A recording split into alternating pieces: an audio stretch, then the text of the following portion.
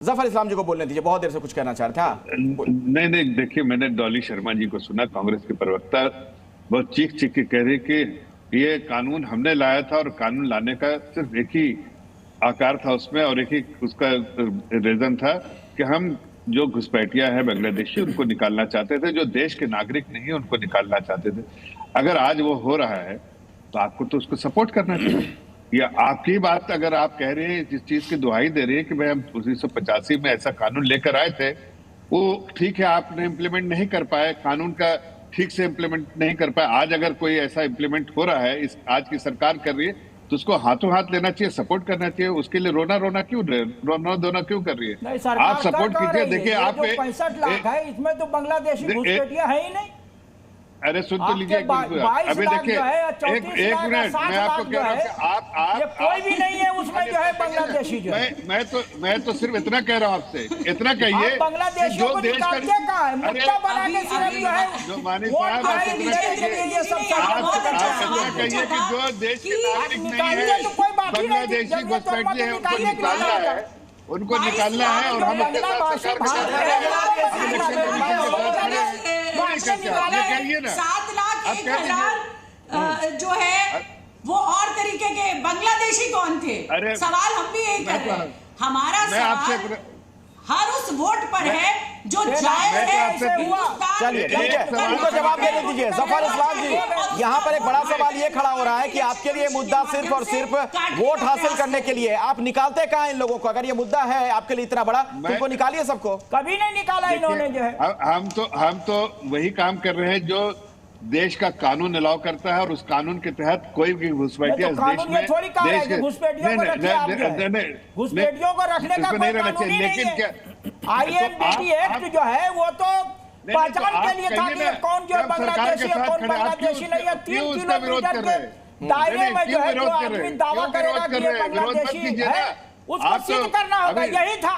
अब इन्होंने उलट के कर दिया कि जो है नागरिक है उसको सिद्ध करना पड़ेगा कि हम यहाँ के नागरिक हैं। ठीक है, बोलने दीजिए। जो दावा करता था उन पे जो है ठीक है, अब जवाब ले लीजिए। हाँ बोलिए जफर इस्लाम जी। मैं तो नुमानी साहब, मैं इतना कह रहा हूँ कि आप देश की संस्था है, कॉन्स्टिट्यूशन से चलती है, इलेक्शन कमीशन ऑफ इंडिया, उसको अधिकार है कि देने की जो सही वोटर है देना चाहिए, और जो गलत वोटर है उसको नहीं देना चाहिए। आप इसके लिए कहिए कि हाँ भाई, देश का जो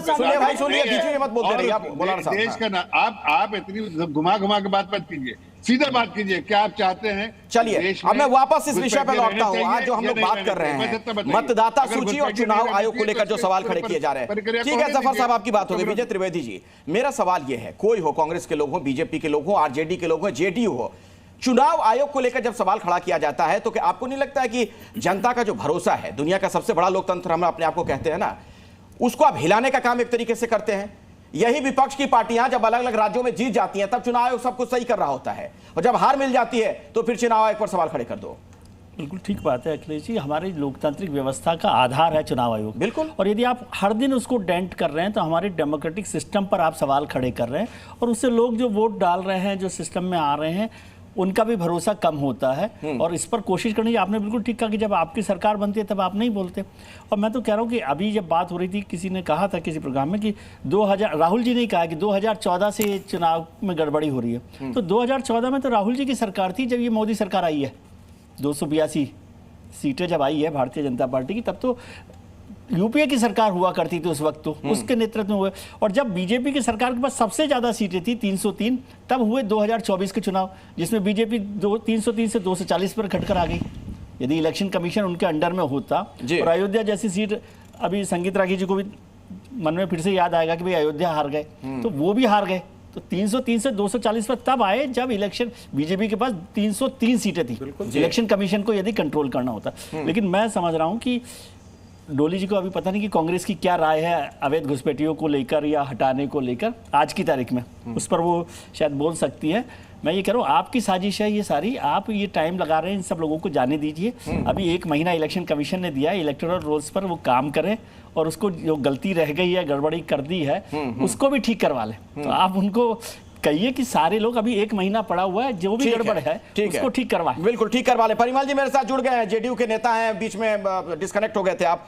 परिमल जी, सवाल मेरा ये है, जब ये बात कही जाती है विपक्ष के सबसे बड़े नेता की तरफ से, राहुल गांधी जी की तरफ से, कि एटम बम फूटेगा तो चुनाव आयोग हिंदुस्तान में दिखेगा नहीं, इस तरीके के बयानों को कैसे देखा जाए? कुछ अधिकारी भ्रष्ट हो सकते हैं, उन पर आप सवाल खड़े कर सकते हैं, आप नाम लेकर सवाल खड़े करिए, लेकिन चुनाव आयोग के लिए कह देना कि हिंदुस्तान में ही नहीं दिखेगा, इसका क्या मतलब निकाला जाए? शायद उनसे हमारा कनेक्शन फिर से टूट गया है। राकेश उपाध्याय जी, यही सवाल आपसे। एक बार फिर सॉरी, मैं आपसे ये पूछ रहा हूं, ये कह देना कि एटम बम फूटेगा तो चुनाव आयोग ही हिंदुस्तान में नहीं दिखेगा, इस तरीके के बयानों का क्या मतलब निकालें हम?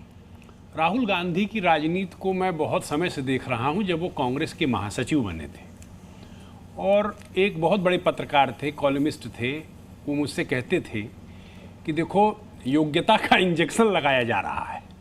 कांग्रेस के बड़े नेता लगातार योग्यता का इंजेक्शन लगा करके और उनका एक व्यक्तित्व क्रिएट किया उन्होंने कि शायद देश का नेतृत्व करने लायक बन सके। हमारी भी शुभेच्छा है कि वो भारत का नेतृत्व करें, लेकिन जिस तरह के वो बयान देते हैं, पार्लियामेंट के अंदर जैसा व्यवहार करते हैं, और सार्वजनिक जीवन में जो उनके स्टेटमेंट की आप एक कड़ी में याद यहाँ किसी को नहीं दिलाना चाहता, उसको सुन करके हमको दुख होता है कि जिस नेता प्रतिपक्ष पद को पार्लियामेंट में एक से एक बड़े नेताओं ने, सीजन्ड नेताओं ने लीड किया है, वो आज दुर्भाग्य से उसका नेतृत्व राहुल गांधी कर रहे हैं। संगीत रागी जी, इस तरीके के बयान गैर जरूरी नहीं है? देखिए, मैं तो इसे राजनीतिक उच्छृंखलता मानता हूं, और मैं इसे बहुत गंभीरता से कहता हूं कि जब आप इस प्रकार की भाषा का प्रयोग करते हैं कि चुनाव आयोग को आप कहते हैं, धमकी देते हैं कि तुम रिटायर कर जाओगे उसके बाद भी देखेंगे, ये तो इसे हम क्या कहें? ये तो जैसे गली मोहल्ले के नेता जो है वो लड़ते रहते, सफाइयों से उम्मीद की जा सकती है, आरजेडी से उम्मीद की जा सकती है, लेकिन भारतीय राष्ट्रीय कांग्रेस का जो अध्यक्ष पद सुशोभित कर चुका हो और लीडर ऑफ अपोजिशन का पद ग्रहण किए हुए उस नेता से इस प्रकार की भाषा, मैं मानता हूं कि ये राजनीतिक उच्छृंखला की पराकाष्ठा है। डॉली जी, बिल्कुल ही जिसे कहते हैं अस्तरहीन, बिल्कुल ही अस्तरहीन जी। संवैधानिक पदों पर जो लोग बैठे हुए हैं उनको इस तरह की धमकी का क्या मतलब है? देखिए, कोई धमकी नहीं दे रहा है, सीधी और साफ बात है। इन्होंने यहाँ इंजेक्शन की बात करी, तो हाँ, मैं भी कहना चाहती हूँ, मोदी जी को आपने झूठ बोलने का इंजेक्शन, ट्रंप के आगे हिंदुस्तान की बेइज्जती कराने का इंजेक्शन, बेटी पटाओ और 50 करोड़ की गर्लफ्रेंड और ऐसी अभद्र टिप्पणियां करने के लिए महिलाओं के लिए इंजेक्शन लगा रखा है। ठीक है, आपने भी बहुत सारे इंजेक्शन मोदी जी को लगा रखे हैं। तो अब राहुल गांधी वाला सवाल, अगर हम सवाल उठाते हैं कि एक अफसर बैठकर भाजपा को कैमरे पर जिताता है, तो हाँ, हम सवाल उठाएंगे। अगर नहीं, चुनाव आयोग हिंदुस्तान में दिखेगा ही नहीं, साइन कर रहे हैं, इसका क्या मतलब है? ये मैं जानना चाह रहा हूँ, समझना चाह रहा हूँ, थोड़ा समझाइए। हम देखेंगे कि लोगों को यही चुनाव आयोग आपकी भी सरकार बनवा रहा है ना, कई राज्यों में, कई जगहों पर आप लोग सत्ता में आ रहे हैं। हमारा हक है। अखिलेश जी, टीएन शेषन साहब चुनाव आयुक्त थे, और एक से एक बड़े राजनीतिक नेताओं की घिग्गी बच जाती थी उस आदमी के सामने बोलने से। टीएन शेषन ने राजनीतिक नेताओं को उनकी औकात बता दी थी। आप लोग बड़े आनंद से रहिए कि टीएन शेषन जैसा चुनाव आयुक्त नहीं है, ये तो खाट खड़ी कर देता है इसी बयान। चलिए ठीक है, मेरे हाँ, और इसी बिहार के चुनाव में लोगों की हत्या होती थी, अवैध बूथ कैप्चर करके मतदान होते थे। टीएन शेषन जैसे चुनाव आयुक्त ने भारत के लोकतंत्र को पटरी पर लाकर खड़ा किया, नहीं तो राजनीतिक दलों ने क्या कर रखा था। बहुत बहुत शुक्रिया आप सभी मेहमानों का इस चर्चा का हिस्सा बनने के लिए। खबर आ गई है, कांग्रेस के नेता मणिशंकर अय्यर का एक बड़ा बयान सामने आया। युद्ध के बीच पाक को चीन का सहयोग मिला, चीन से बात कर रहे हैं तो पाकिस्तान से क्यों नहीं? शशि थरूर ने 33 देशों का दौरा किया, किसी भी देश ने पाकिस्तान को दोषी नहीं ठहराया है, पहलगाम हमले के लिए दोषी नहीं ठहराया। क्या कहा मणिशंकर अय्यर ने, आप सुनिए। सी ने नहीं कहा, वो जो 33 देश थरूर और उनके लोग गए हों कि पाकिस्तान जिम्मेवार है। यूएन ने भी नहीं कहा कि पाकिस्तान जिम्मेवार है, अमेरिका ने नहीं कहा कि पाकिस्तान जिम्मेवार है। हम ही इकलौता है जो अपने छाती को पीटते हुए कहते हैं कि हाय हाय पाकिस्तान है जिम्मेवार। कोई मानने को तैयार नहीं है।